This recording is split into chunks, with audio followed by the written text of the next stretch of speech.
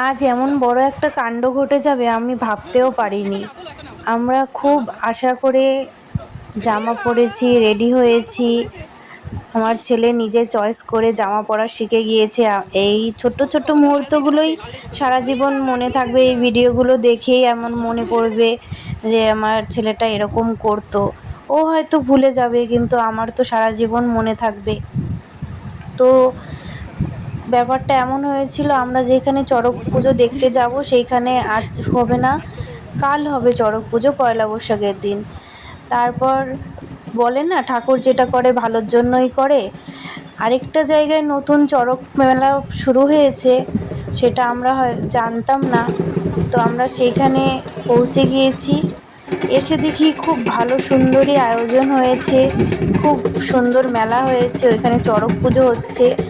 আমরা বসে পড়েছি, ফাঁকা ফাঁকাও ছিল, প্রচুর ভিড়ও ছিল না। তো আমরা দেখছিলাম, আমার ছেলে খুব এনজয় করছিল, খুব ওর ভালো লাগছিল এই নৃত্যগুলো। তো আমরা খুব মজা করলাম, ফুচকা খেলাম। তারপর চড়ক ঘোরানো পর্যন্ত থাকতে পারিনি, কারণ ছেলের ঘুম চলে আসছিল। এই দেখো কত কথা বলছে, ওইগুলো দেখে সে আর বলার মতন না। এইগুলোই স্মৃতি হয়ে থাকবে। তোমরা কি ঘুরতে গিয়েছো? অবশ্যই জানিও।